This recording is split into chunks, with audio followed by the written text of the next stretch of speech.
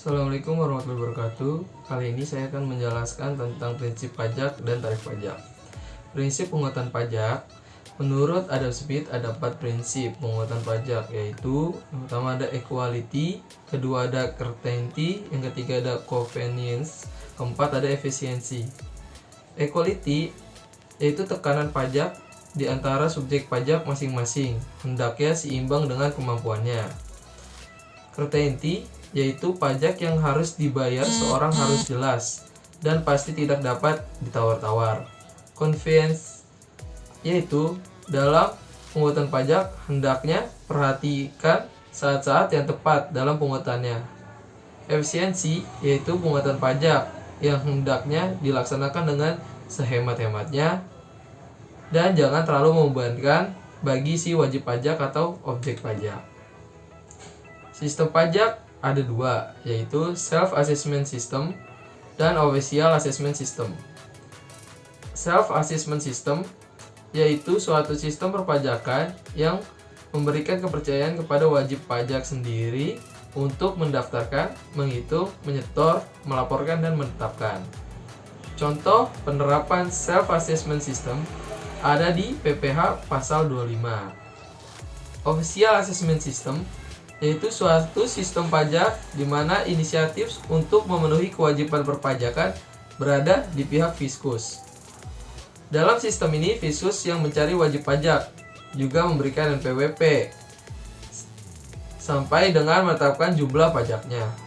Contoh ada di PPh pasal 4 ayat 2 atas pengalihan tanah atau pembangunan dari WP kepada pemerintah. Tarif pajak. Ada beberapa tarif pajak, yaitu yang pertama ada tarif lumsum atau spesifik atau tetap, yaitu suatu tarif yang berupa jumlah tertentu yang sifatnya tetap dan tidak dipengaruhi oleh besarnya jumlah dasar pajak, objek pajak, dan subjek pajak. Contohnya bea materai.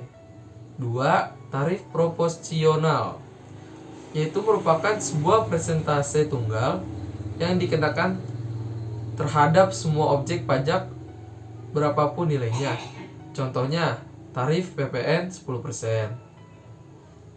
3. Tarif progresif atau persentase meningkat. Tarif ini berupa persentase yang meningkat seiring dengan meningkatnya jumlah yang dikenakan pajak, atau penerapan tarif progresif dalam PPh tidak dilakukan secara absolut, melainkan secara berlapis. 4. Tarif degresif. Dia presentasi menurun. Tarif ini berupa presentasi yang menurun seiring dengan meningkatnya jumlah yang dikenai pajak. 5. Tarif ad valorem. Suatu tarif yang presentasi tertentu yang dikenakan pada harga atas nilai suatu barang. 6. Tarif spesifik. Tarif dengan jumlah tertentu atau suatu jenis barang tertentu atau satuan jenis barang tertentu. Hambatan pungutan pajak.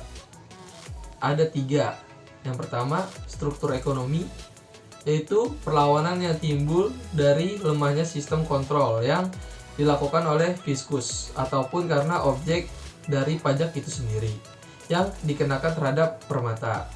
2. Perkembangan moral dan intelektual penduduk, yaitu perlawanan pasif yang timbul dari lemahnya sistem kontrol yang dilakukan oleh fiskus ataupun objek pajak itu sendiri yang sulit dikontrol. 3. Teknik pungutan pajak itu sendiri. Cara perhitungan pajak yang rumit dan memerlukan pengisi formulir yang rumit menyebabkan adanya penghindaran pajak, prosedur yang berbelit-belit, dan menyulitkan wajib pajak. Sekian dari penjelasan saya kali ini tentang prinsip pajak dan tarif pajak. Wassalamualaikum warahmatullahi wabarakatuh.